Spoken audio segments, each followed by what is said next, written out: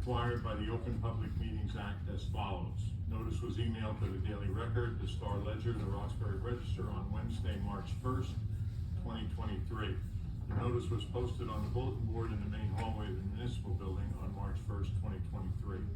Said notice indicating the meeting, date, time, and location. This statement was read at a regular meeting of the Zoning Board of Adjustment on Monday, March 13, 2023. Grace, roll call, please. Yes. Ms. Dawson? Here. Mr. Summers? Here. Mr. Klein? Here. Mr. Oberman? Ms. Robertaccio? Here. Mr. Fury? Here. Ms. Dargell? Present. Dr. Kennedy? Here. Mr. Katriniak? Mr. Stern? Ms. Hubbard? Here. Thank you. Okay. The meeting protocol for this evening is that the entire meeting will be recorded. All applicants, board members, professionals, and public need to state their name, title, and address prior to speaking. Board members will be called on for questions and comments. The public will also be called on for questions and comments. The public will have 3 minutes to state their questions or concerns when that portion is open to the meeting to the public. Minutes of the February 13th, 2023 regular meeting, it needs to be approved. Do we have any? I'll make a motion to approve the minutes of February 13th, 2023. I'll second. Okay. Okay, any comments, any changes, request anything? Okay. All right. Ms. Dargell? Yes. Ms. Dawson? Yes. Mr. Summers? Yes. Mr. Klein? Yes. Ms. Robertaccio? Oh, you listened to this, okay. Yes. Mr. Fury? Yes. Dr. Kennedy? Yeah. Thank you. Okay, we'll move on to resolutions.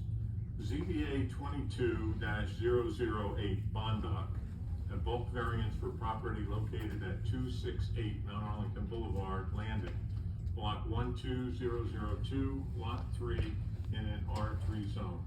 Entertain a motion for acceptance. I'll make a motion to approve that application, that resolution, rather. I'll second. Ms. Dargell? Yes. Mr. Klein? Yes. Ms. Robertaccio? Yes. Mr. Fury? Yes. Dr. Kennedy? Yes. Thank you. Okay, we now have ZBA 22-037 Stevenson, a certificate of non-conforming use for property located at 566 Main Street Landing, block 11801, lot 34 in an R4 zone. Take a motion for approving the resolution, please. I'll make a motion to approve that resolution. I'll second. Ms. Dargell? Yes. Mr. Klein? Yes. Ms. Dawson? Yes. Mr. Summers? Yes. Ms. Robertaccio? Yes. Mr. Fury? Yes. Dr. Kennedy? Yes. Thank you. And we have ZBA 22-040 Westenberger, bulk variance for property located at 534 Dell Road, Landing, block 10403, lot 15 in an R3 zone. Motion for approval of that resolution. I'll move that resolution. Second. Ms. Dawson? Yes. Ms. Dargell? Yes. Mr. Summers? Yes. Mr. Klein? Yes. Ms. Robertaccio? Yes. Mr. Fury? Yes. Dr. Kennedy? Yes. Thank you. Okay, we're moving on now to applications. We have two applications tonight that have been requested to be moved to our April 10th meeting. ZBA 22-036 Burke, bulk variance for property located at 11 Silver Springs Drive and Landing, block 11601, lot 10 in an R3 zone, as requested to be carried to the April 10th meeting, and there'll be no further notification required. So anyone here that may be here for Burke will have that meeting here on April the 10th. The application will not need to further notice. So what you saw last is what you got. ZBA 21004 Black River Holdings LLC and Morgan Dean Holdings LLC. Use variance, bulk variance, lot merger, and preliminary major site plan for property located at 1371, 1373, 1393 through 46 Ledgewood, block 8701, lots 4, 5, and 6, in a B2 zone, has also requested to be carried to the April 10th meeting, and there will be no further notice required for that. So anyone who's here this evening to hear that, they will be back on April the 10th, 2023, in these chambers at 7 p.m. So they will not be heard this evening. Okay. Now we'll move on to those that will be heard. So the first one to be heard this evening will be ZBA 22-026 Blanton. Bulk variance relief for property located at 215 Kingsland Avenue, Landing, lot 11002, lot 32, in an R3 zone. You remain standing, I'm sorry. Can you raise your right hands? You swear the testimony you're about to give in this matter shall be the truth, the whole truth, and nothing but the truth. I do. Again, this is your Mr. Chris and Ava, is that how you say it? Ms. Bland, can you state your full name, spell your last name for the record, and provide your address? Yep, it's Ayla Clevenger Brown Blanton, and it's 215 Kingsland Road, Landon, New Jersey, 07850. Go ahead. Christopher Blanton, at 215 Kingsland Road, Landing, New Jersey, 07850. Okay, so, one of you, please tell us what it is that you're trying to accomplish with this. So we're trying to build a single-family residence for my wife and I and our future family, along with our aging parents. We've gone back 3 or 4 times now and made some revisions to the plans to better accommodate the needs of the town. We've also recently met with the Lake O'Panack Commission. I know that was a big holdup in the past, and directly met some of their needs, and we now have their full support on this application as currently amended. So I think you'll have a recent letter from them as well. Tracy, did we get a copy of the letter? Yes, we have. Okay. Oh. All right.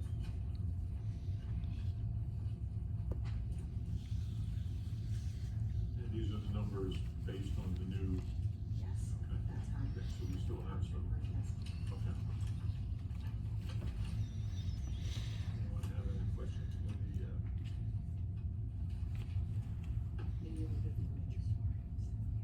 we have it? Will you address the changes that were made to the plans since the last presented to the board, or will your architect We've added the rain garden into the architectural. and any architectural changes? Yeah, we can bring Mike Rock up. Okay.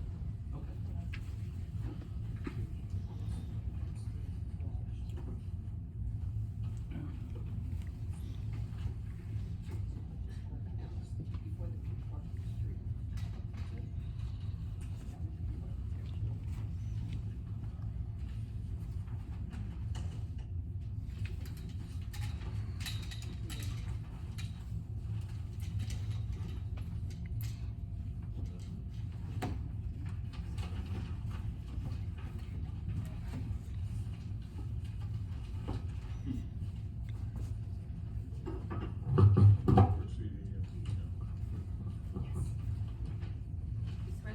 You swear the testimony you're about to give in this matter shall be the truth, the whole truth, and nothing but the truth. Yes, I did. Can you please state your full name, spell your last name for the record, and provide your business address?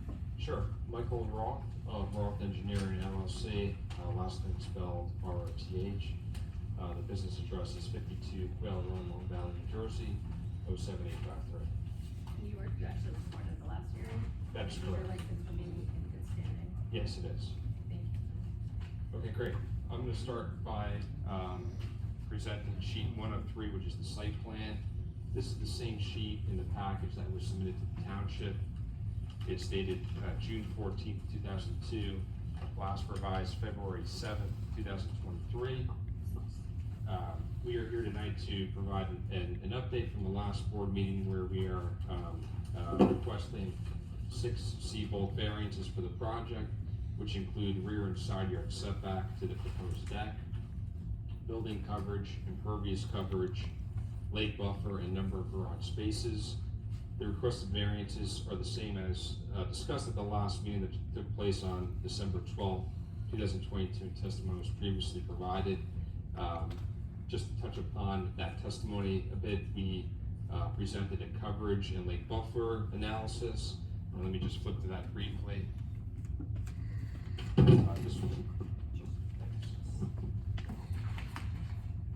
This was included in the December 12th submission package, so I won't mark it. But just to provide a recap, we analyzed the 9 properties around the lake and determined that for building coverage, the property came in 4th out of the 9 properties studied. The lot coverage was 5th out of 9, so roughly in the middle of the studied properties. And then lastly, the lake buffer, we were the features on our property were actually the furthest from the lake compared to the other surrounding properties. So again, just highlighting this analysis that we previously presented. Our planner will provide a little further testimony that shows that the new dwelling and impervious coverage is average for the properties and fits in very well with this area. As Mr. Blanton touched upon, we received a letter from the Lake Commission. The previous one was dated November 14th, 2022, where they asked us to meet with them and go over some of the concerns and issues, which we did. Our project team met with them on January 5th, 2023, and made some adjustments to the plan. Those changes were outlined in the stormwater management letter prepared by my office, dated February 7th, 2023. That should be in your application package, along with the plan changes that are last dated February 7th, 2023 as well, which were provided to the board.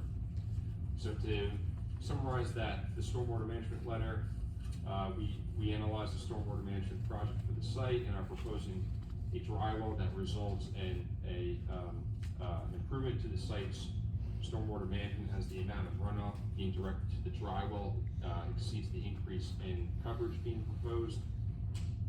Next, the letter discusses the drainage patterns as the project is directing much less runoff directly to the lake, which is a benefit for the project. The project is proposing soil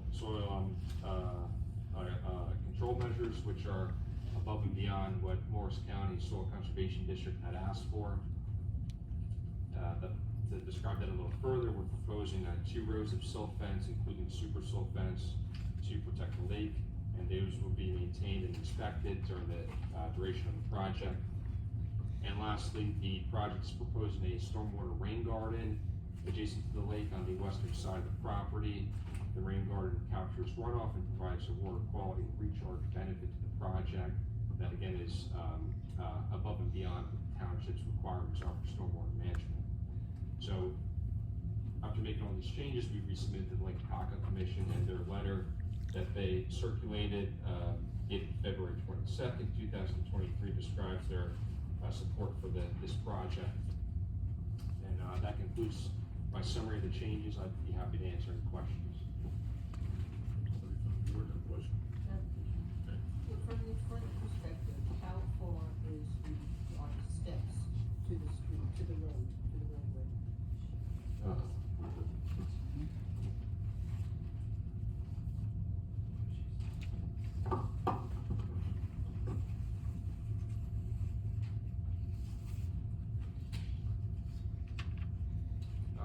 The bottom step is approximately 32 feet from the right-of-way line. So it's probably another, if you were to measure it to the edge of pavement, it's approximately 34 feet. The home itself complies with the front yard setback. So you could fit 4 cars within that driveway?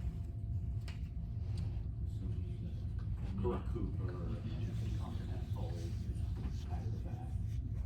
Yes. So there's no parking. testimony that stormwater management was better than existing, which is like ultimately. Correct, yeah, because there's an increase in impervious coverage for the project, and we're taking, the roof water, which is greater than the number, and putting it into a stormwater project, so, there's our belief that it's a benefit to the project.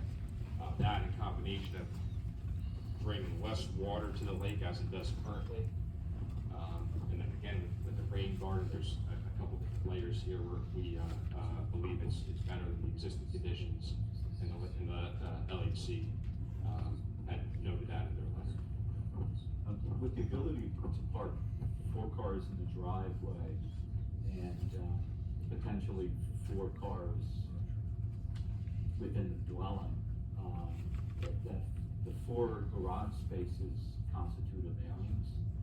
Is there any way, and I think there's been testimony that you want that also for storage for outside equipment, is there any way just to break that, one of those spaces up within the home, with one of those parking spaces, and make it more of a storage area as opposed to a parking space to eliminate the variance? That's a great question. I'm gonna defer to our architect to, do you wanna handle that one? Yeah. we can. Because there's 4 parking spaces and the code is on 3. Okay, I have another question about the variance, the house, does it meet the variance requirement from the house to the road? Oh, yes, yeah. What is that? The minimum requirement is 35 feet. You just said it was- And they you just said it was have 32 or 35.1. That was measured to the bottom step. The dwelling itself fully complies with the setback. So where are we with the garage, parking? It's 2 tandem spaces, you know, at that garage level of the home. The ordinance says only 3, they're proposing 4. These types of houses, typically, you know, the desire is to get garage space for, you know, outdoor equipment, boats, whatever, rafts, etc. So the question is, can you just design it so it's more as a storage space? So should the board approve the application, it's identified as 3 garage spaces. There's no variance for that. That was a provision that was created a number of years ago so we don't have these dwellings turned more into a contractor's house. So there is a concern with 4 parking spaces. We certainly could, we just wanted to be able to accommodate a trailer, on each side, you know, to back a vehicle with the trailer into there. So that's, What would we eliminate those? I think you'd just be labeling it as storage, that the board's approving, should the board approve it, they're approving it as 3 parking spaces, and then a storage. that would be fine. So that could eliminate the variance. What would you be backing in on a trailer? Boats,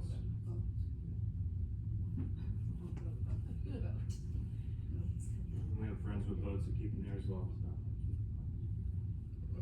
There is no off-street, parking in the area. But you don't have Pardon me? a launch dock, you just have a wood dock for people, right? Correct. For community, a dock, a launch dock.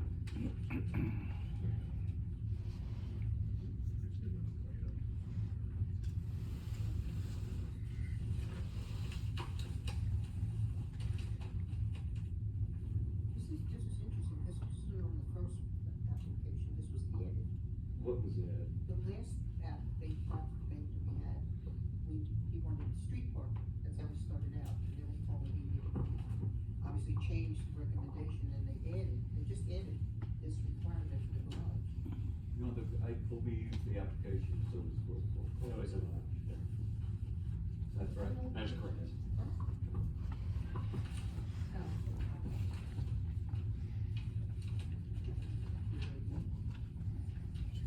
So you're gonna have 2 cars in the garage and then 2 vehicles in the driveway, is that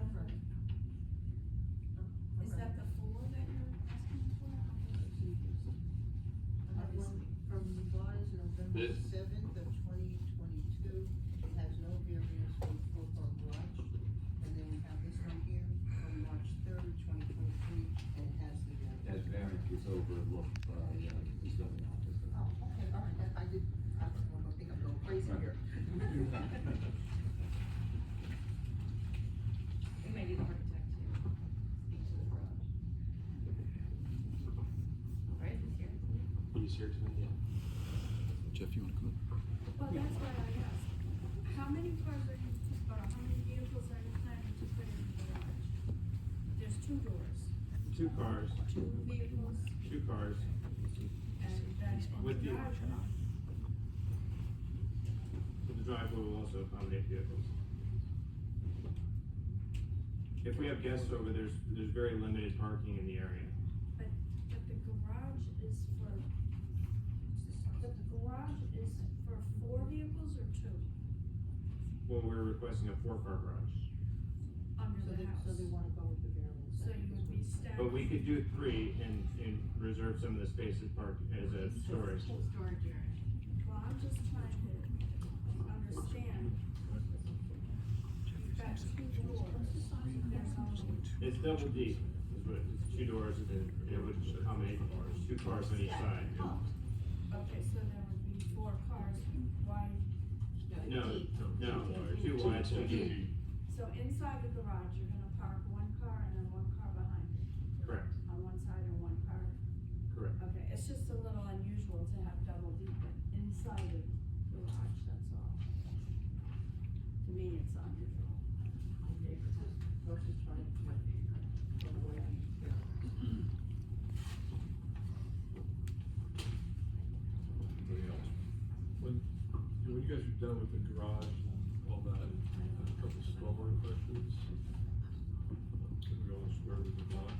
I guess so, four cars inside the basement. So why not just, And then just do the variance, so you don't put, cars in the driveway. Or trailers in the driveway, or whatever. So the driveway is not a part of the four-car garage. Sure.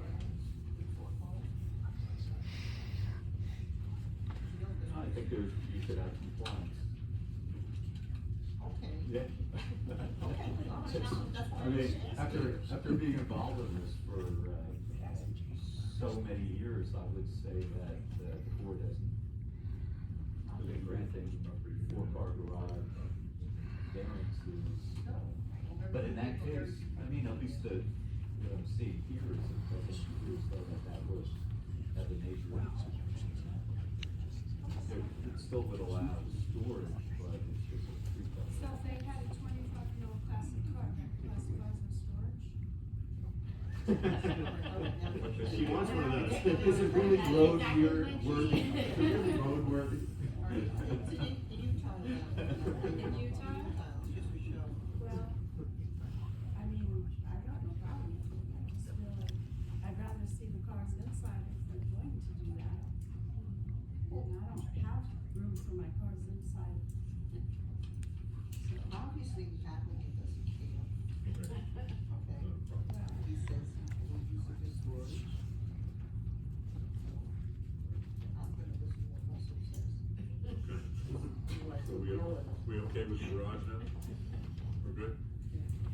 Tom? Russell wants it, that's it. So I know you testified that you revised the stormwater and you increased the capacity of your dry well, or you made the conditions better. Correct. Based on the proposed conditions. That's great. Was it a significant increase on your changes or minimal increases on your changes? In terms of the drywall Just itself? everything in general. No, I think the drywall was to the left on that side. You changed it, and I guess the next question behind this is, have you done any on-site soil testing? And is it based on the assumption that this will work? Right, so we haven't done any, soil testing yet. We have notes on our plans that I'm sure you do as well. cover that. I just wanted to stick them out here. So you plan to do on-site soil testing to confirm your design? Correct. Okay. Now, back to the first question, have you significantly made it better, minimally made it better, what do you think? Yeah, I feel it's a major difference. Again, we have a stormwater system that, takes a larger area than the increase in coverage, and then the rain garden, again, is above and beyond what the township typically asks for stormwater. LHC, you know, in the conversations we have with them, wanted to see another, if we could do another feature in terms of to protect the, you know, beauty and the nature of the lake. So the applicant was willing to do that, which they appreciate. And you're good with what you said about the onsite soil testing? Tom, I have a question for you. If soil testing doesn't come back the way he anticipates, what happens? He'll figure it out. Okay. I'm going with he'll figure it out. Okay, all right. That's what I'm going with. Basically, you've agreed with everything that the Lake and Background Commission has requested. Yes. So that'll go into the approval if it's approved.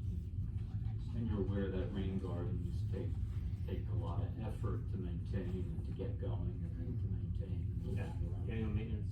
Yeah, because that'll be a requirement to maintain. Anybody else? Yeah, I don't have the, previous, meetings paperwork, but I was just wondering if the percentages on proposed changed on the maximum impervious coverage and the maximum building coverage, So the numbers the that, 38.7% and the 25.37, did they change? yeah, those were the same from when we submitted, or when we presented, December of last year.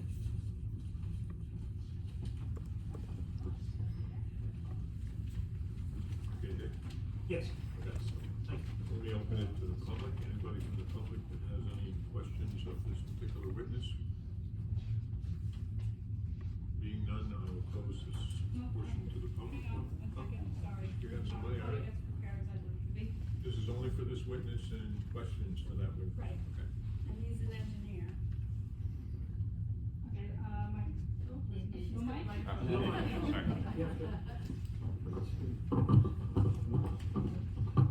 So, my name is Maria Sudol, 302 Kingsland Road. I'm a nearby neighbor who is required to receive notice.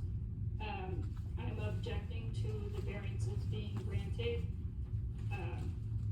It's just a time for questions. Oh, You can okay. speak at the end. Okay, I'll speak If you at have the end. questions of the engineer's testimony, this is the time. Oh, I'm sorry, I totally, I missed No, that. you're good. No, it's fine. It happens. We'll remember that you're gonna have questions at the end then. Sorry. Okay. All right, then we'll close this portion of the public and, have another witness.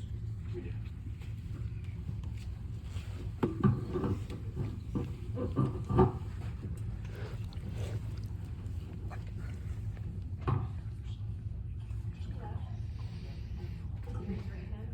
You swear the testimony about to give this matter should be the truth, the whole truth, and nothing but the truth. Yes, I do. Can you please state your full name, spell your last name, provide your- Jessica Caldwell,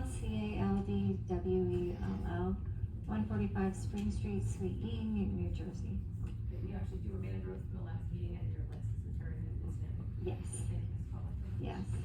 So I'm just here to sort of briefly reiterate, I did provide planning testimony at the last hearing, but we wanted to just reiterate, some of the positive and negative criteria.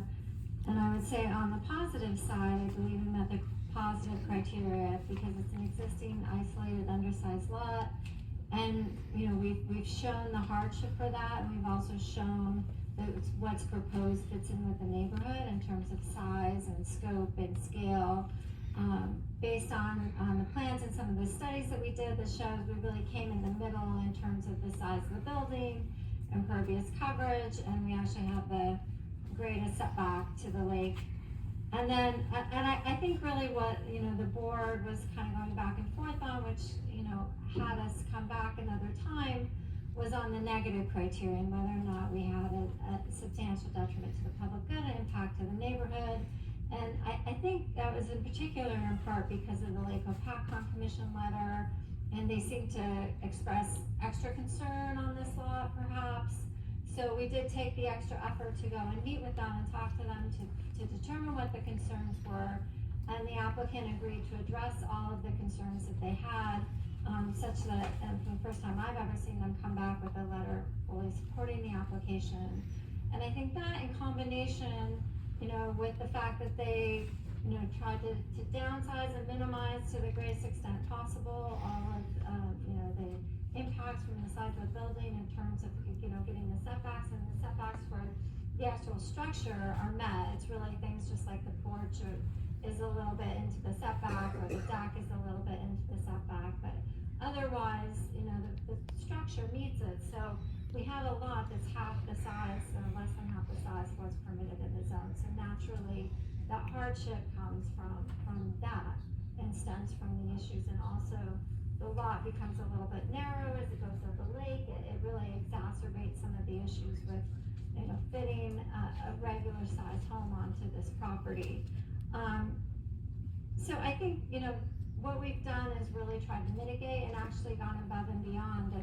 As our engineer stated, now the stormwater management is actually a better scenario going forward than it is today on the property. And remember, this is existing dilapidated home. It's in, you know, grave disrepair. It really is abandoned on the site. So all of these, I think, provide a positive benefit to the neighborhood by bringing a nice new home into the community that will be a positive for the community, not a negative. And I think because it's an existing undersized lot, that there's no substantial impairment to the zone plan or the ordinances. And the fact that the applicant has done to the greatest extent, I think, that they can, everything to try to meet the spirit of the ordinance, even down to, you know, designating a 3-car garage rather than a 4-car garage. And because clearly the intent being on a lake is to have some extra storage for boats and things like that, and, you know, lake toys and the things that you get a few extra things that you need to store when you're on a lake. So, but even I think because of that, a 4-car garage wouldn't be the worst thing, but they're willing to designate 1 space as storage. So I think all of that in total, I would submit that this truly does meet the isolated lot criteria for both positive and negative criteria. And I'm happy to take any questions.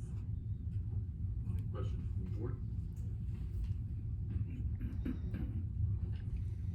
So hearing none from the board, are there any questions from the public regarding this application and this witness, which is the planner? Seeing none, I will close the portion for the public and move forward. Do you have any other witnesses for this evening? No, that's it. Okay. Anybody from the board want to, any other questions, any other concerns? Comments? So I'm gonna open the public. The nice lady who was up before, if you wanna come back up, you are certainly willing now to, or capable of doing what you'd like to do. Try to speak a little louder into the microphone though this time, if you would, please. Okay. So I'll repeat, Maria Sudol. Can't hear you. Maria Sudol. You're gonna actually give testimony, I need you to raise your right hand. I know, sorry, you're all. It's okay. Do you swear the testimony you're about to give in this matter shall be the truth, the whole truth, and nothing but the truth? I do. Okay, then you can continue with your name. Okay, address is 302 Kingsland Road. And I'm a nearby neighbor who was required to receive notice about the variance hearing. I'm objecting to the variances being granted for the side yard setback, the backyard setback, and the overall coverage on the lot. I believe that the need hasn't been demonstrated according to the criteria for a hardship. We have a neighbor who's here tonight also, whose house is right next door. The deck is shown to go 9 feet from her property, and, excuse me? You can't testify. Okay, well, I'm gonna testify that I'm directly across from this, so it's going to affect, this whole area of the lake if the houses are too close together. So what I wanted to get at is that, the deck is something that's nice to have, of course, because we're on a lake, but to have it closer than 10 feet I don't see that there's a necessity for that. It's something that's nice to have. It's not something that's a hardship. I do think that if a neighbor is too close, that it could create a hardship for the other people around. The backyard of this property, that what you see there with the deck going out 24 feet from the lake, that's actually what I see as a front yard, because I'm directly across from them. And I think that the 35-yard setback is a desirable one to uphold, because again, to be too close to your neighbors can really affect your quality of life. As far as the size of the building, it's a small lot, and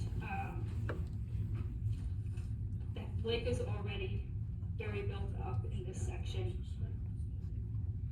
If they were to build a house that met the requirement of the 15-foot coverage, or 15% coverage, it could be approximately 32 by 36 feet footprint. 1,200 square feet of living space on the bottom floor, 1,200 on the second floor. That would give you a house that's 2,400 square feet. If you look up anywhere online, an average size home, 2,200 to 2,500 square feet.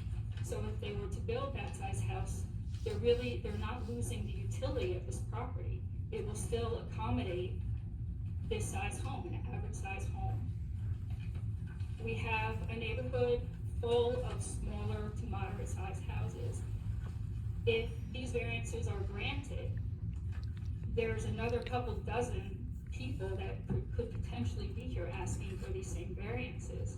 That will definitely have an impact on the neighborhood within the coming years and decades, while we're trying to be better stewards of the land and our quality of life. I can't imagine what this neighborhood will look like if you set a precedence of granting these sorts of variances without true justification, because everyone else is gonna want the same thing.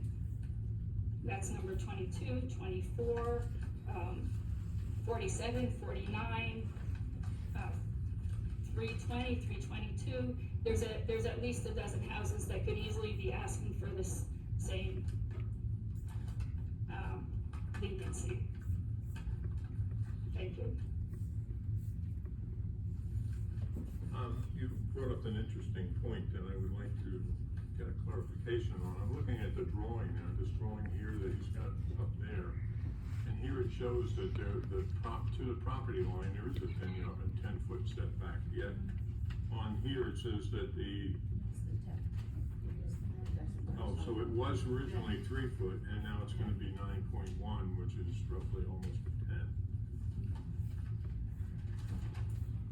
So the building, the house that's going down was 3 feet from that left side yard. And now this house is gonna be 10 feet. The deck on the lake side is long enough to encroach into that, and become only a 9.1 foot side yard setback.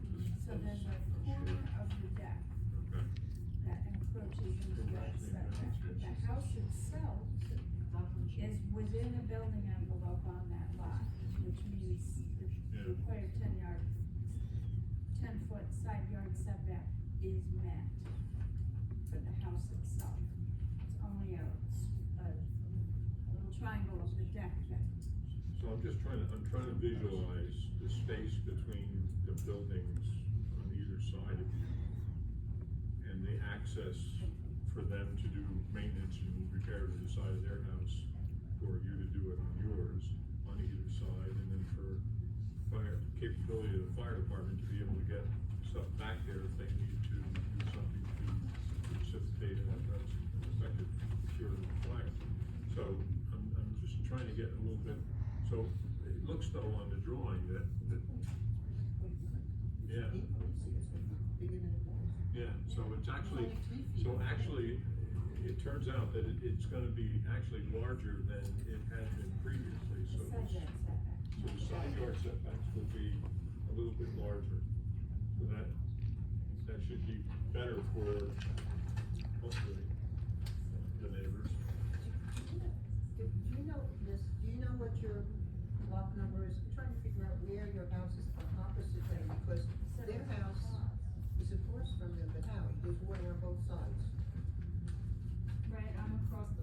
is an island. I know.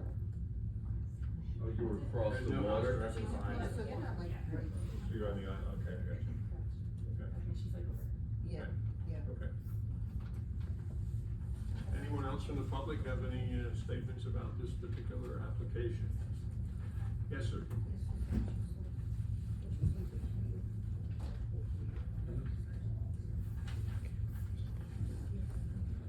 Basically, I think that, Before you start, oh, sorry, Kevin O'Donnell, I've been sworn in before.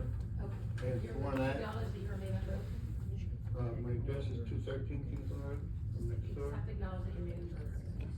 Pardon? You have to acknowledge that you remain under oath. Oh, I'm still under oath. And you live adjoining the applicant? Yeah, soon to be 10 feet away. Oh, you're to the west. I still feel that it's too much house for the lot. It's gonna feel like we have a garden apartment next door. So the petty things that I understand, it's the way I feel about it. And I'm concerned about the water situation. We're lower than they are. Anyone else that happens to come over this way is could have a problem for our basement. That's why I say. I'm assuming What's the elevation of the house from the road? He's right, that property is higher Yeah. than his. What is the difference in the elevation? So can you repeat the question? What is the difference in the elevation, his property and your property? Well, that house is up. So the survey didn't, He's a little bit low, because I've been to the site. right, so, let me do this. Let's flip to sheet six. That he could speak to his concerns. So maybe you wanna talk to, yeah, I was just gonna say, you can speak to the concerns of how you're gonna deal with runoff and that, but maybe said, I'll leave him. Sure.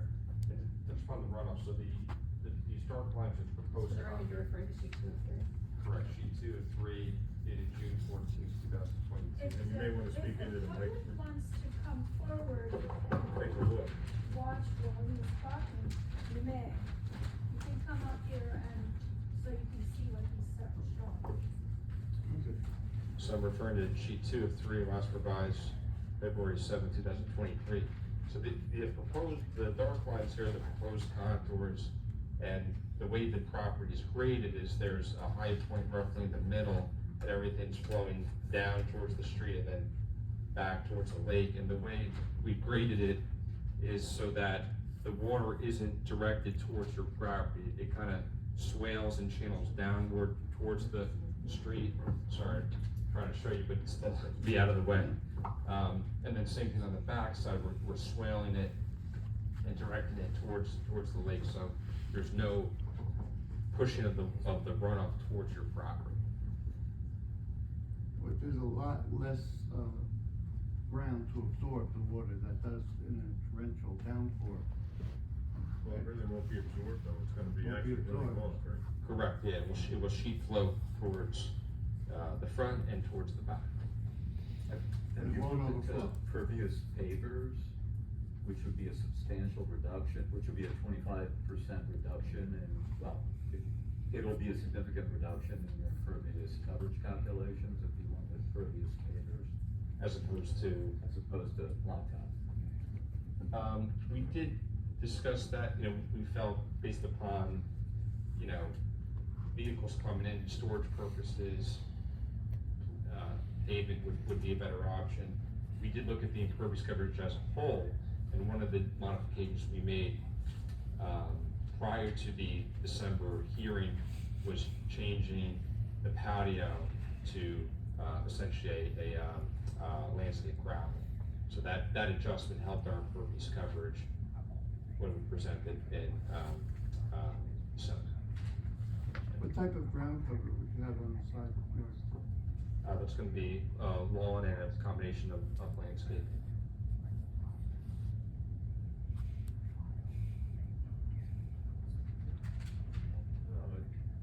Used to drain water over. Yep. Okay. So to your concern, and it seems like they have taken into consideration the properties on either side and have done something as far as setting the drainage up so that it will be draining away from the property and not onto it. Well, under most circumstances, yeah, under severe rain. Okay. Anything else? Any other questions? No? Anyone else from the public? Any questions?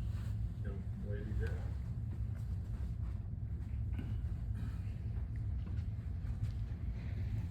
Can you raise your right hand? Do you swear the testimony about to give in this matter shall be the truth, the whole truth, and nothing but the truth? Yes. Can you please state your full name, spell your last name, and the record? Judith Sabo, S-A-B-O, 213 Kingsland Road. I've lived in my house for 36 years.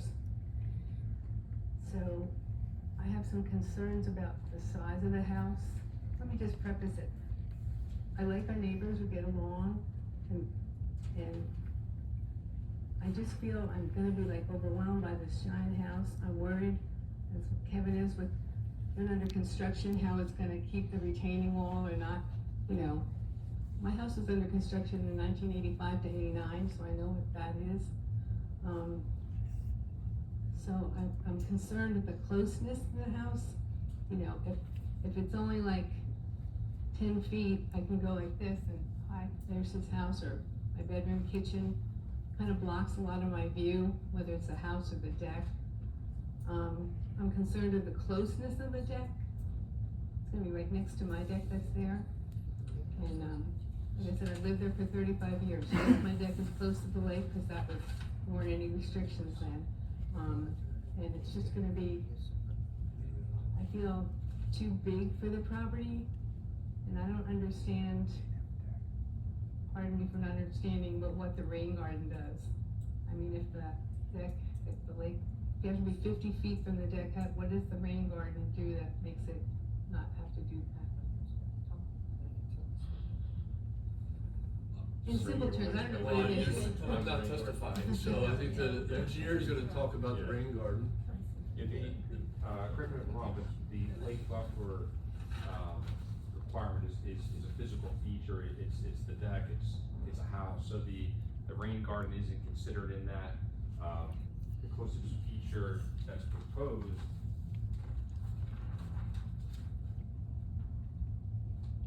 is 23 feet from that rear property line, and that's the back of the steps here to the rear property line. And when we did the study of the 9 properties around the lake, what we're proposing is actually provides the greatest buffer from the lake compared to the other properties. And the rain buffer is a benefit that protects the quality of the lake, and was a measure that the applicant was willing to do. And when, I have another question, when the house is under construction, what sort of barrier is gonna be, so, you know, you can have all these things in place later, but what's gonna be from trees, you know, probably a lot of trees will go, so. Right, so that's a great question, and the Lake Commission did bring up some of those topics. We were approved by Morris County Soil Conservation District, where they're the entity that requires protective measures around the property, silt fence. We're actually going above and beyond, doing 2 rows of silt fence and What is the silt fence? Silt fence is essentially a fabric formed as a fence, provides a barrier so the runoff during construction, the sediment will hit the fence and will go off into the lake or off into an adjacent property. Good. Yeah, let me ask you, how close is your house to the property line? Do you know?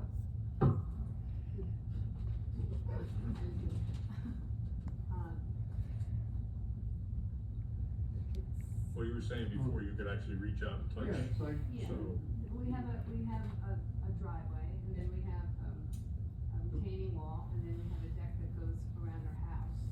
So the deck is maybe 5 feet wide, and maybe that's another, total 15 feet. yeah. So you're 15 feet from the property line, at least 10, they'll be almost 10 feet. It's from house to house. No, their house isn't 10, 15 from the it's about 15 feet between the 2 houses.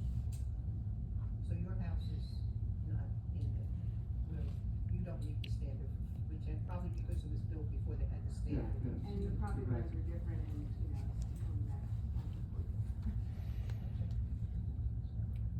So your house is within 5 feet from the property line, 10 feet from the, 5? Roughly. Okay. I didn't do it. No, no, I'm looking at this, just trying to hear you and No. just listening to everybody. Three, that's all. Well, I'm looking at, the planner's report, Jessica Caldwell. And on page 11, she did a lot coverage analysis, which shows that 213 Kingsland Road has 50% lot coverage. 215, which is the application we were listening to, is proposing 38.7%. So this applicant is proposing 11.3% less than you have on yours as a totality. My house was done in 1985 to 89, and it's done with no variance, but it's kind of thing, it was approved by the. We have front yard, side yard. I put in front yard, side yard. Yeah, well, but But you can't compare oranges and apples, and that's, you know, that's a brand new house, this house is finished since 1940, so it's a house that was made left. we can't But the hear you. unfortunate- She's not on the record when you have. If you're over there. That's the microphone, please. The mic, you have to be in the microphone, otherwise we're not getting what you're saying. I'm sorry. What was the question? I'm sorry. You can basically repeat what you said to cover the record, and it's No, your I was feeling. saying, my house was under construction from 1985 to 89, we got the CO.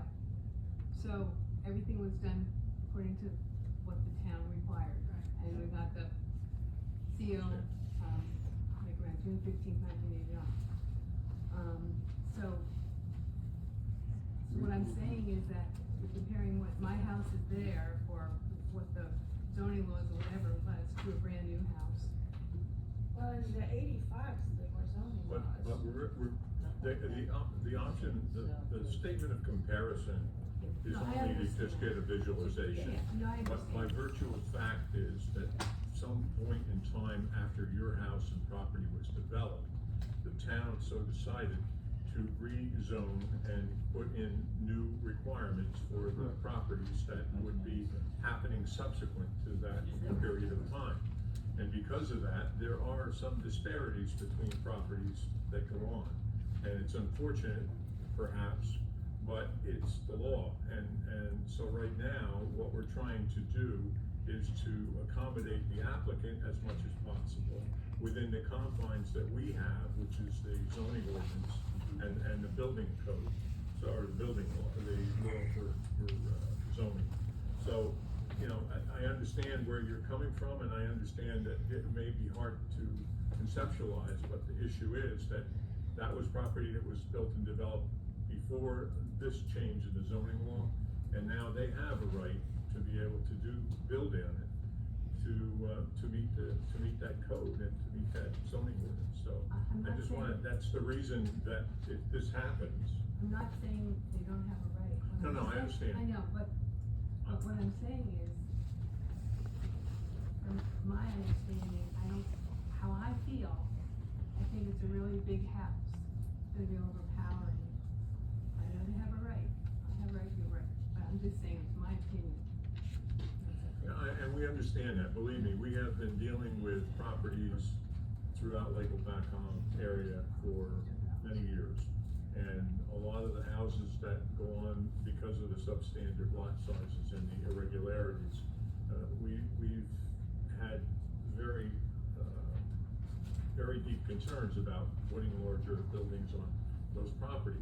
So we've tried to work with the applicants, and we've been fairly successful, I believe, in being able to accommodate both the zoning law and the need of trying to keep the community somewhat looking alike.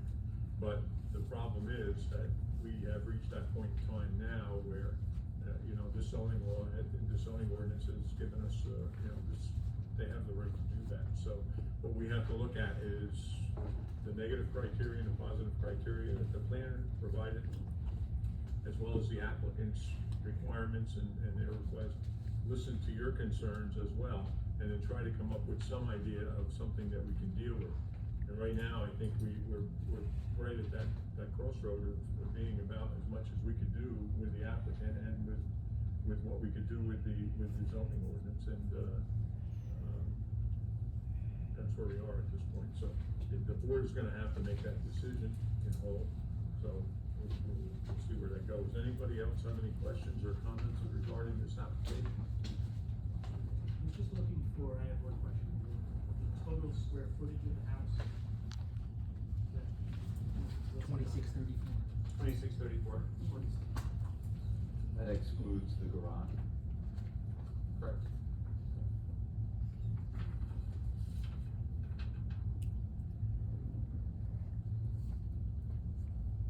Anyone else, any questions?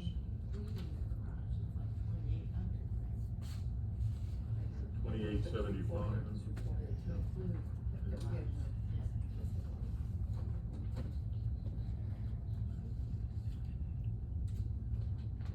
Anyone else on the board? Okay, I just have one question. so we have, I'm sorry, just one question, because I think I misunderstood. You have to come up. you have to come up, I'm sorry. Just so we can get it on the record. Right, so I guess I misunderstood. I thought that the backyard setback was 3 feet, but had to be 35 feet, and you're saying that excludes the decks? According to the zoning ordinances, I thought it was 35 front, 35 back, 10 and 10. There's two provisions that apply. It's a 35-foot rear yard setback, so that's for the building. When you attach a deck to it, that also includes the deck. Okay, so we're talking That about has to be plan. 35 feet, and then there's a buffer yard requirement, 50 feet. Okay, so, but we're talking about a plan that shows 24. That's a variance. They're coming in for the Right. variance. That's what we're gonna have to do. Okay. That's what I thought. So variance for the backyard, both the stream encroachment or whatever you call it, as well as where the deck comes out to, that's only 24. And then another variance for the side yard because the deck is less than 10 feet from Judy Sable's property line, right? Correct. So we're still on those 3.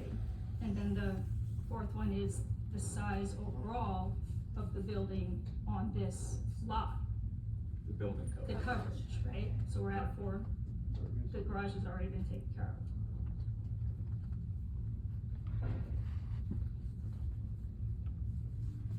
Okay.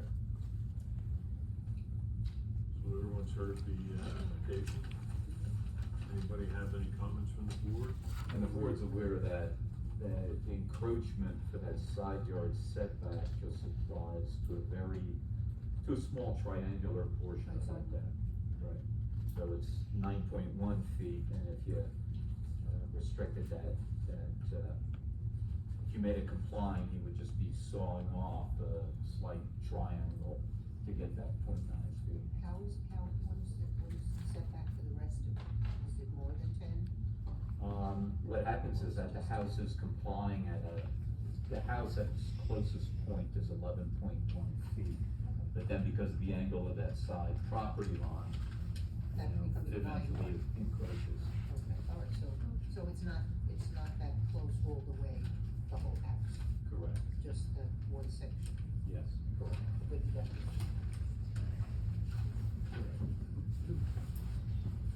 So can I get a motion? Well, the question that I would have would be 9.1 feet, 0.1 of 12 inches is what? 10 inches, 11 inches?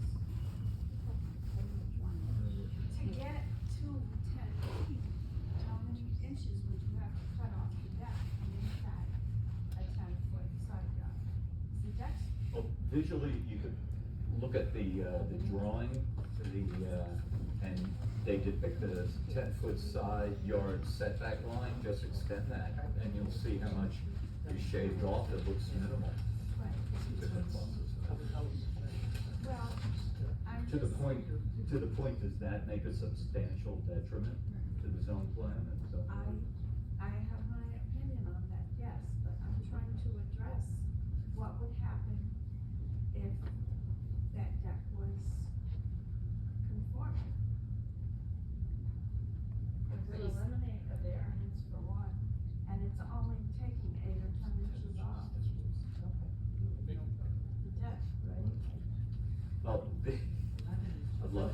for the applicant's Well, planner to point jump in. one. It'll look more like a mistake, it'll look like the carpenter, messed up. The house would be here and it's next to be here. Okay, well, these are all things. That was an that- It'll invitation. look like the carpenter was drunk when he Yes, took yes. a saw out of it. Yeah, I mean, I think you're really, you know, what Russ was kind of getting at is when we're talking about negative criteria, we're talking about substantial detriment, substantial.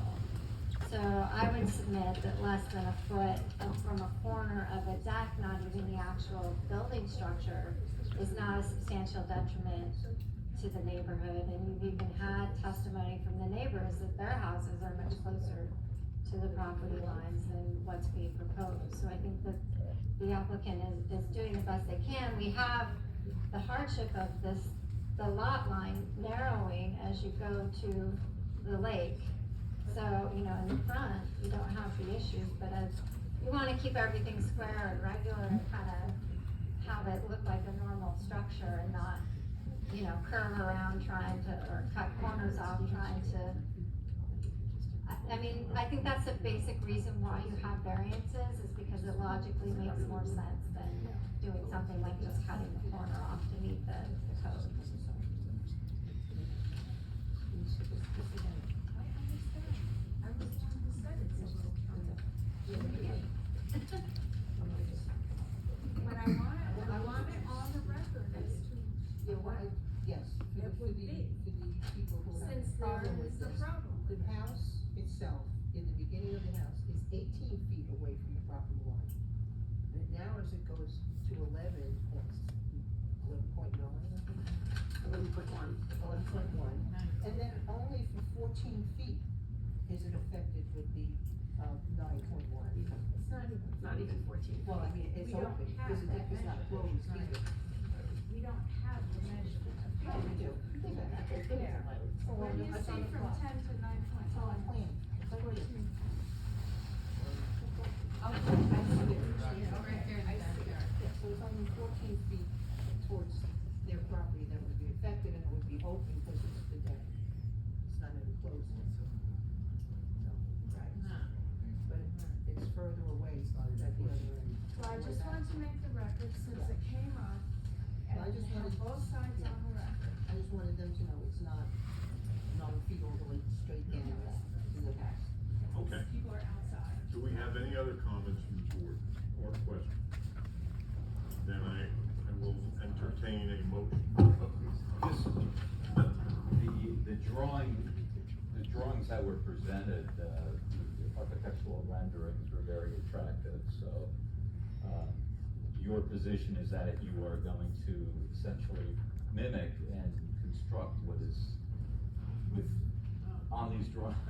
That's correct, right? Okay. Well, the drawing also, the rear perspective also shows, lead-ins, looks like concrete steps or lead-ins here, is that something you're planning to put on? It's just a little retaining wall. Yeah, that's a. That's on the drawings, that's on the That's for the- engineering drawings. On those times. Anyone else? But this picture depicts the patio, you're saying this patio is not gonna be, it's not gonna look like that, it's gonna be gravel? Correct.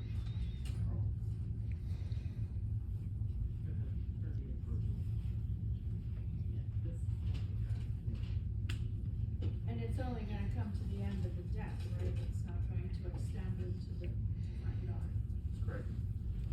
going under the deck.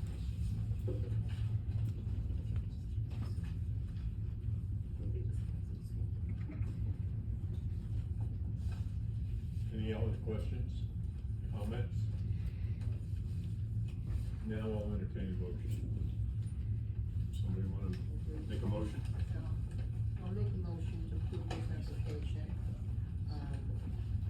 The applicant has agreed, that has worked with the Lake Planning Board to put in a, rain garden to mitigate the water level, and has redesigned the flow so it won't impact the neighbors. And the rain garden will help keep the lake from getting the runoff. They've also,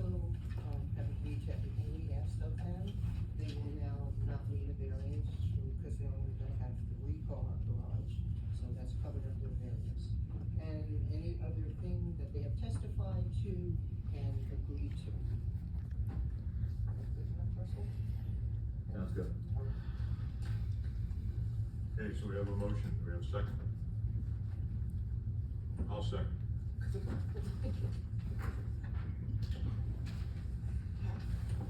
Ms. Robertaccia? Yes. Dr. Kennedy? Yes. Mr. Summers? Yes. Ms. Dawson? Yes. Mr. Klein? Yes. Mr. Fury? Yes.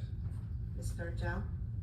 Yes, I'd like to say that when I look at this colored rendition of the neighborhood, coverage and light buffer analysis for Kingsland Road, dated 11/1/2022, it looks to me like this house is still within the character of the neighborhood and of those few houses that are there.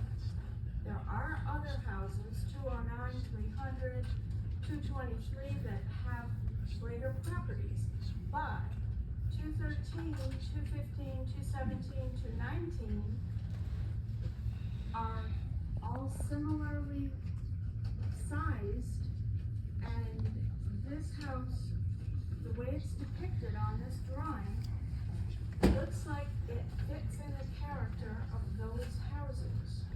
It's not horrendously smaller or larger, it's very similar to them. And for that reason, I believe it fits in the character of the neighborhood, and I'm going to say yes, in addition to the fact that the Lake Cadcom Commission, which is normally not in favor of applications as presented, has worked with this claimant and has submitted a report that says they are fine with this house. It's highly unusual that they say that, and they, in my mind, are very important to the preservation of the lake and the considerations around the lake. Thank you.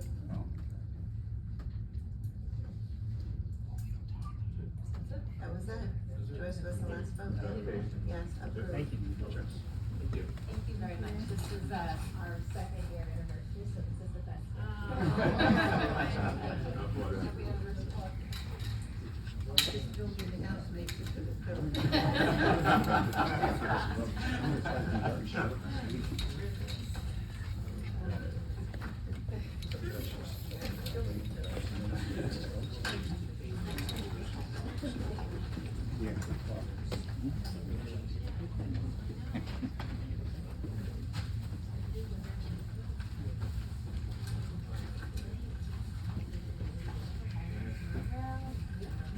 I normally don't approve that much impervious coverage or that much lot coverage. I just find it to be tenant homes.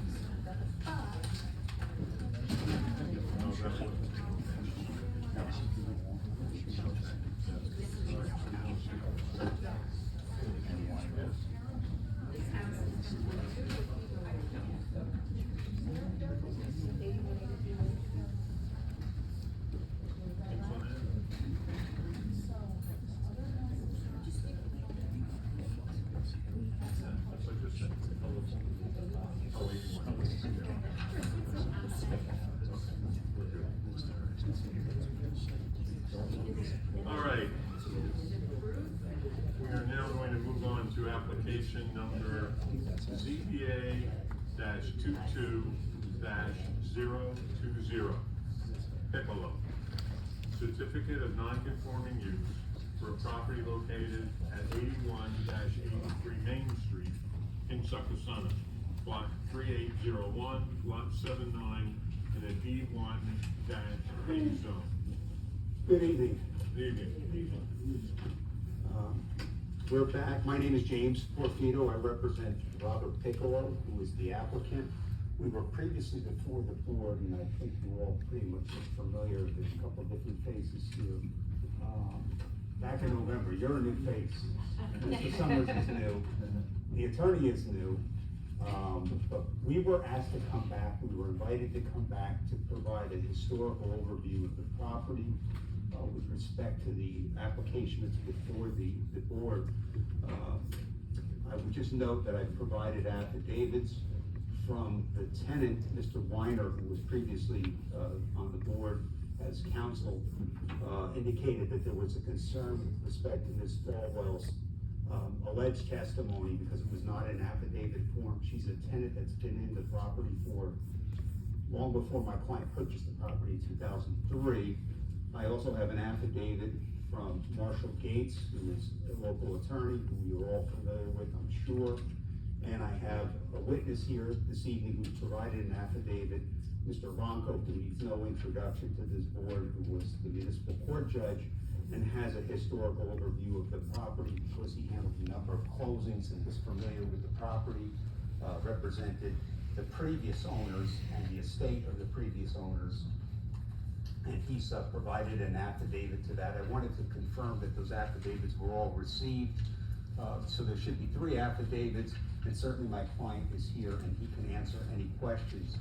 But what we tried to do was provide as much historical information about the property as we could to show that from the time that my client purchased the property in 2003, and long before that time, the property identified as 8183 Main Street block, which is, I have to get my glasses on, 3801 lot 79 in Succothon on Main Street, has always and continuously been used for the same purposes, and that is 2 commercial establishments on the ground floor and 2 apartments on the upstairs or top floor.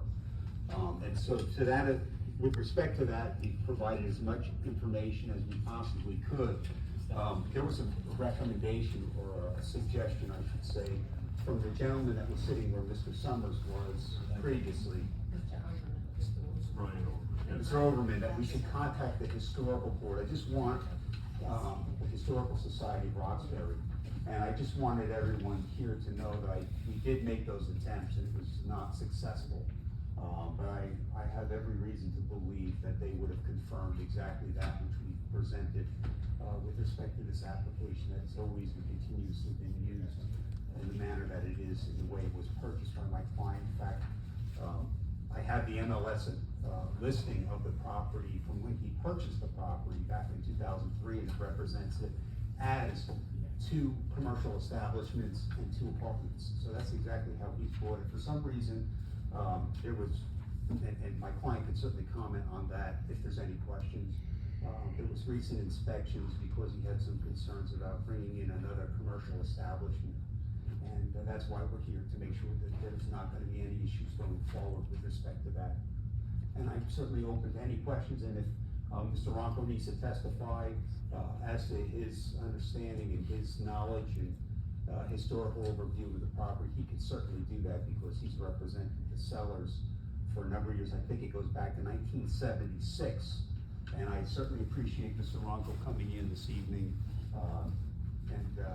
You know, I couldn't thank him enough for, first of all, signing the affidavit, and secondly, for coming in this evening and volunteering to take his time and to come in and present any information the board may require with respect to this application.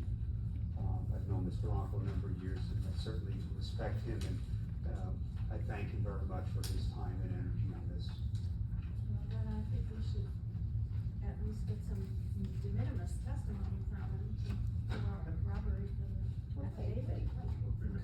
Could I just say that I think the most important thing here is this is establishing a pre-existing non-conforming. Yes, use, sir. That there were 2 businesses, that there were 2 apartments. Yes, Mr. And that already, that just goes back to the 1950s, so with all due respect to Judge Ronco, and it's great to see you here.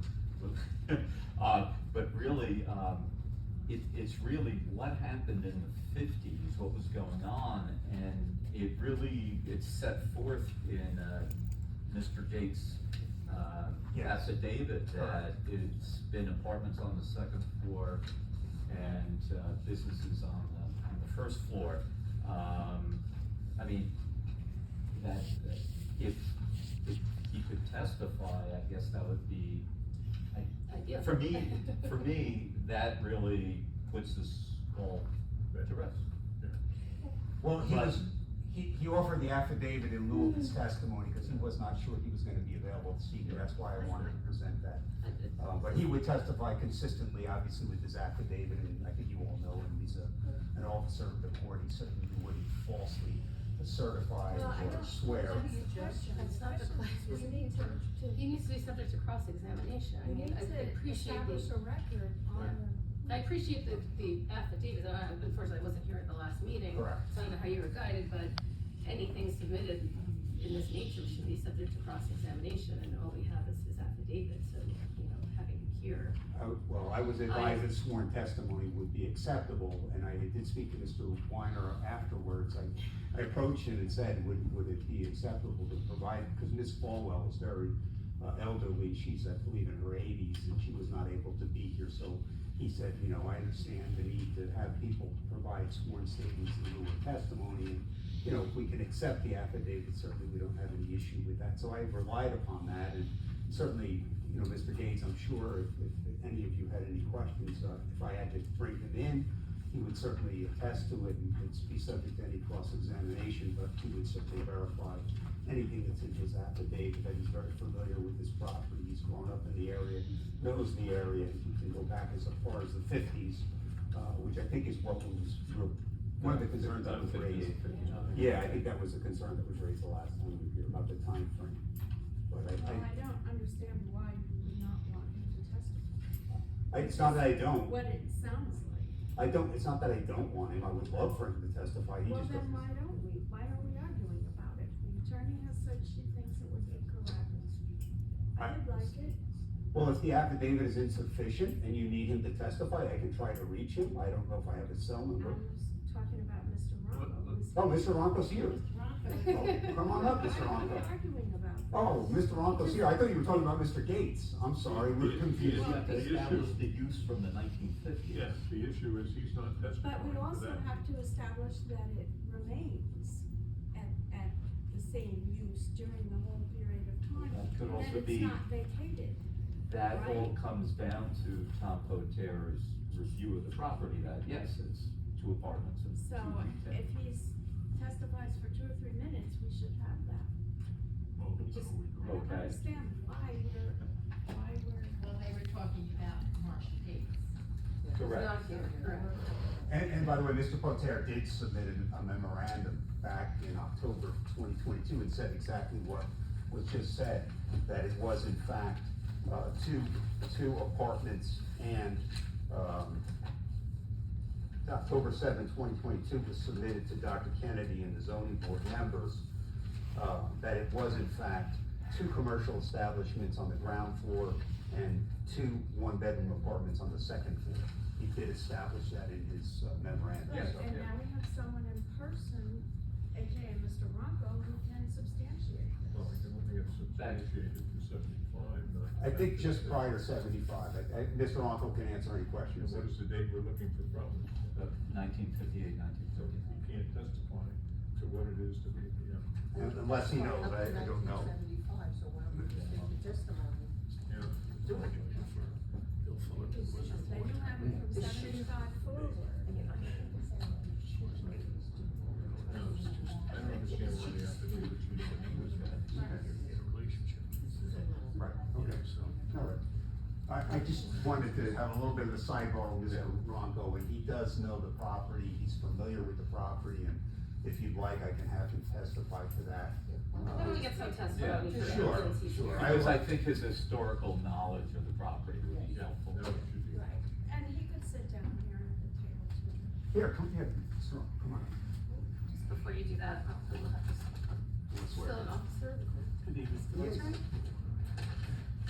Do you swear the testimony you're about to give in this matter shall be the truth, the whole truth, and nothing but the truth? I do. Okay, can you please state your full name, spell your last name? My name is Carl Ronco, W-R-O-N-K-O, attorney at law, and I've been practicing in Roxbury since 1974 or 5, I think. I've gotten to the point where I don't quite remember that far back. So I'll do my best. Did you live in Roxbury prior to that? No, I moved, actually I came, got hired by, Bill, and Gene, Bill Fullerton, Gene Graffito, I don't know if you need folks, anyway, they hired me, I had clerked for a judge in Morristown, and they hired me roughly 2 years, and I bought my house out in Berkshire Valley, and I've been living in Berkshire Valley section of Roxbury ever since. So my question would be, prior to your being an attorney, did you have any knowledge of this property? No. Okay. Thank you. And going forward, what was your, relationship with this property? I became her attorney. What happened when I first joined that firm, Bill, I think we're going first names, Mr. Fullerton was her lawyer. And he had done her legal work, as far as I know, for years. They had a relationship. The first couple of years I was with the firm, I was advised that that would be a good place to go buy flowers for my wife on Valentine's Day and all the rest of it. I began to have a relationship with her. And then shortly thereafter, probably I'm looking at roughly 76, 77, she became my client. And I would prepare leases for the residential pieces and the downstairs commercial piece. Maxine, she was in, well, I guess I should use first name. Was a character like a lot of my clients were, you know. You do the first lease form, especially residential, and after that, they just changed the names and prices and off it went. So, you know, I would do work periodically for her. But I know from, you know, doing the work upstairs to, the residential pieces and downstairs, she had her shop and the next door piece to it that, she would, rent out. Which owner is this? For a supplemental income. That was predated my clients owning the Right, property. who was the owner at the time that you represented? I'm sorry, Who was the owner that you represented? Maxine Bale. Okay. I think Magdalena Bale or something. Yes, and I believe that was the That's name her on the- legal name, but. On the deed. Okay, yes, I saw the, Yes. deed, okay. And to the best of your knowledge, it remained that way, 2 apartments on the top and 2 apartments, 2 commercial I represented her up until today. yeah, she died, and then the estate, I handled that, and then we sold that to, I'm not sure if it was this gentleman, Yeah, was it you? yeah. Okay, Yes. I'm sorry. And, you know, my office in Roxbury is also on Main Street, I'm across from this store, down maybe 5 or 6 commercial pieces, so I'm aware that it's still there. Okay, thank you.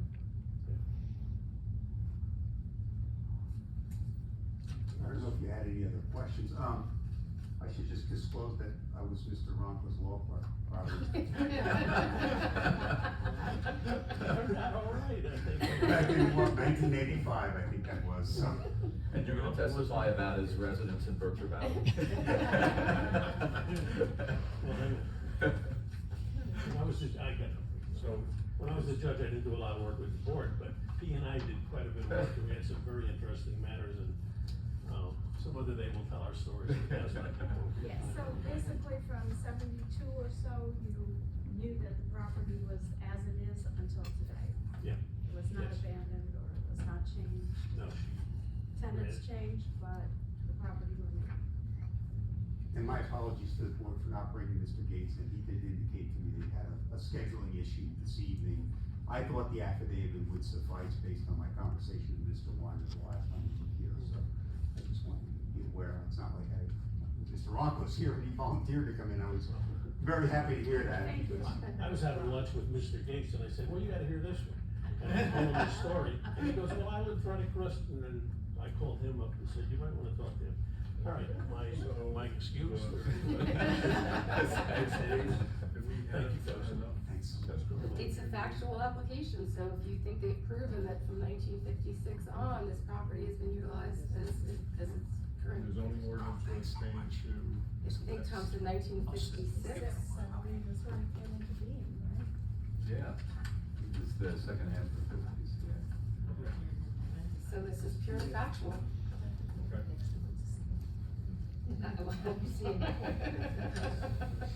So is anyone from the I mean, board looking at think pictures, that you we can see need there's any been, additional information? it's been or- metered this way. No, I agree. Yeah, with you. just, You know, Just usually when you have an application like this, the things that are presented are tax records, phone records, utility bills to show that it's been metered that way. It's been, you know, you kind of look at these pictures and you know, it's an older looking building, the layouts mirrors itself. I mean, we did this like last time we were here, we had another one with a Chiefs family. Right. So those are things you look for to say that, you know, it's likely that it was built this way, it's continued this way. But it's a factual application, so you need to determine whether you think they've satisfied you that from 1956 on, it was a, you know, Do you know when commercial to residential. Do you know when built? I actually have that That's information. the tax record information. Yeah. 1925. Okay, so it's totally, and it's remained the same as far as the tax records are concerned since then. That's my understanding, yes. That's the proof. Yeah, well, there's So, Warren, any other questions? And I'm gonna make a motion. He's all Is there anybody here from He's in the charge public today. that wishes to speak on this application? Hearing none. And you do not need to question Mr. Gates, you don't feel the need No, for that. Okay. I believe based on the testimony that we've heard tonight from a very reliable source and the documentation that was provided by two, members of the court that, took the affidavits, that we have sufficient information to grant the variance,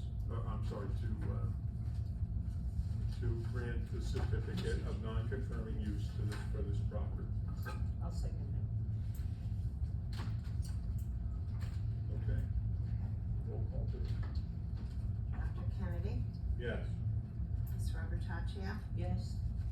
Ms. Dawson, Yes. Mr. Klein, Yes. Mr. Fury, Yes. Ms. Sturgill. Yes. Thank you. Thank you all. And I apologize, I would have Can I ask Mr. what's gonna Gates. go in that building now, or is that, you know, they're doing? It's the same thing that happened. Okay, just No, gonna, that's okay. next door. Next door. Yeah, to the building. yeah. They're making townhouse. Okay, okay. We're not gonna oppose this, are we? Thank Thank you you all. very much. Have a good evening. You also. Mr. Ronco. And thank you, Mr. Ronco.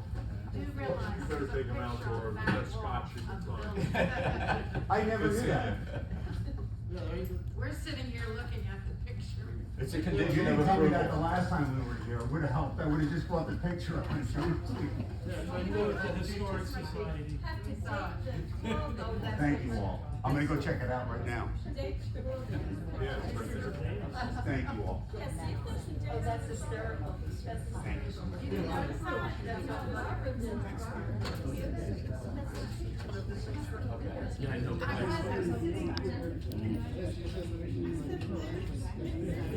Hope you weren't recording all that.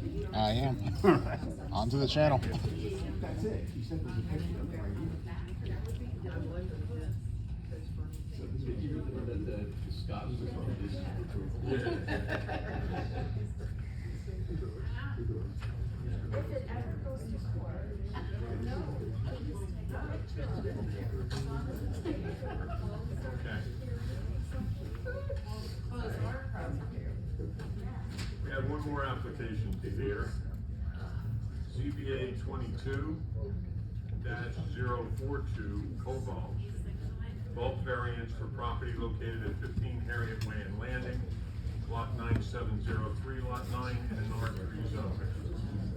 Please step forward and.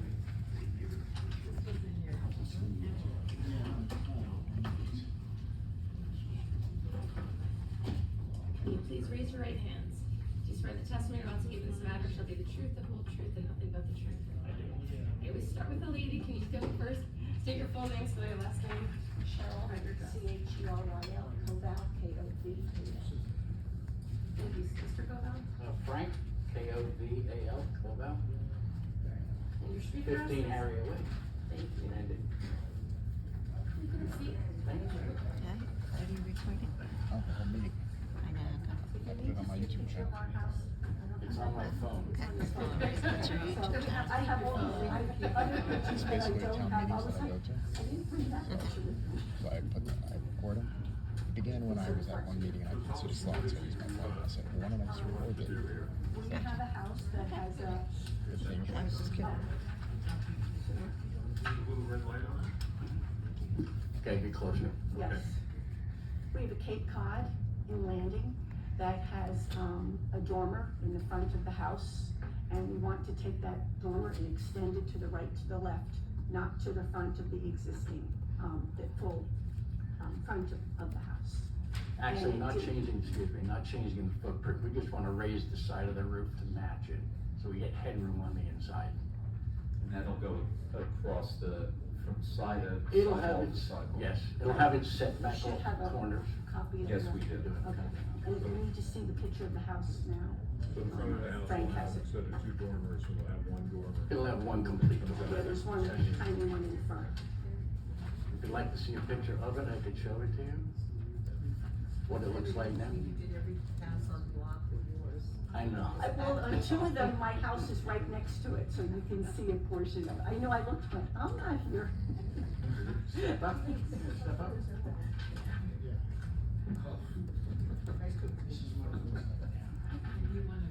But it needs, it's very similar to any of our neighbor houses.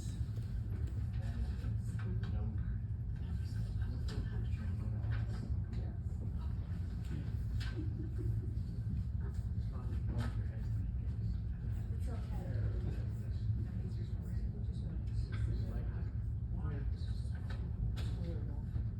So it's really gonna go from end to end, right? Yes. That's the dormer. And what we're gonna do is take it. Yeah, well, we have to wait. We can mark it, make it from Then the other, lift the size of the roof up there. Okay, for the record though, you're, Mr. Cobell, you're sharing a picture of this on your phone. We're gonna mark that as A1, but that's gonna need to be emailed to Tracy now if you want. So Yeah, we can there's share it. original pictures that I had already taken from the front view and the two side views. I submitted it with the original application. Okay. But I don't have it with me for the denial. But I did have pictures of the front and the two side views, so I apologize, I didn't bring that So, Mr. packet. Koval, you will have to send that to us. Okay. Can I see it before you put it away? Can I see it before you put it away? I already have the pictures and I can send them. Alright, thank you. So we're just extending it to the left and to the right, so it matches everything. Okay. There's also something about a front yard setback. I'm not sure of. So it was 35 feet is required, it's 13, but this is a 22, it's gonna be an extension of that dormer, it's at 22 feet. Yes. So the variance is triggered because the front of the building is already within that setback area. You're just adding additional home on the second floor. Mass to the second floor. Yeah. Okay, okay. But we're not changing any of the front Yeah, structure. nothing. The footprint doesn't change whatsoever.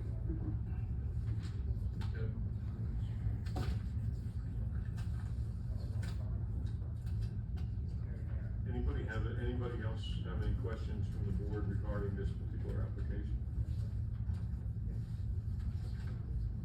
No, you're gonna make the extension match the side of the house and Yes. Correct. in line with the house, right? I was wondering why the Tom's report said that existing is 14 feet. The existing is from the end of the house, not the dormer Okay, request. That's okay. No questions.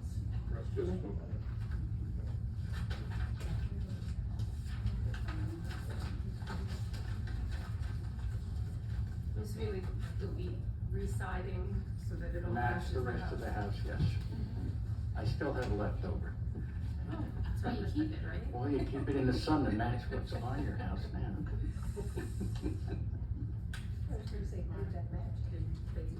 Some will be brand new though, unfortunately. Please. That will be videotaped.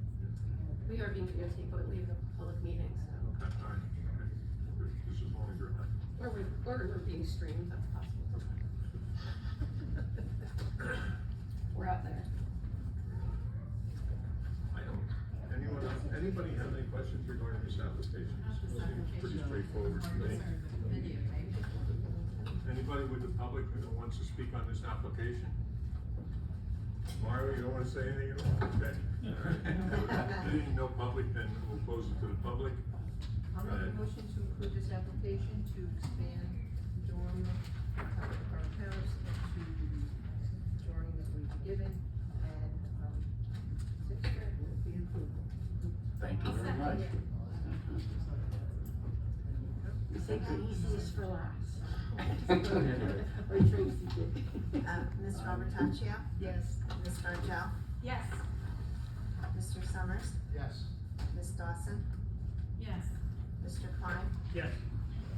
Mr. Fury? Yes. Dr. Kennedy? Yeah, Thank you. just for the edification of the applicants, now, this will be memorialized at the next meeting.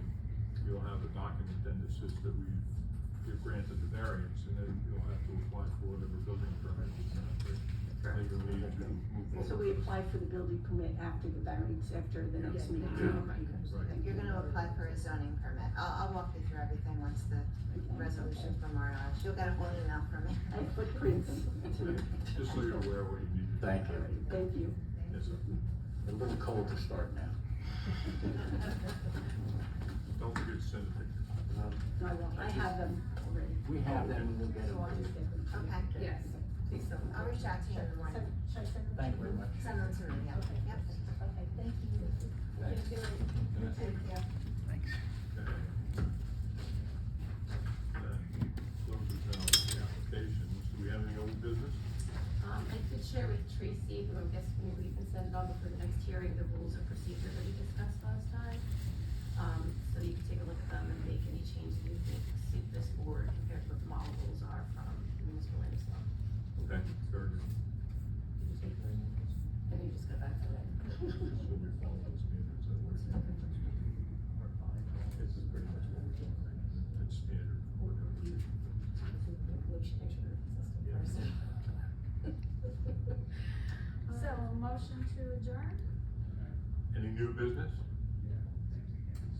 Anybody from the public who wants to speak about anything going on here now? All right. Then I will accept the motion to adjourn. Second.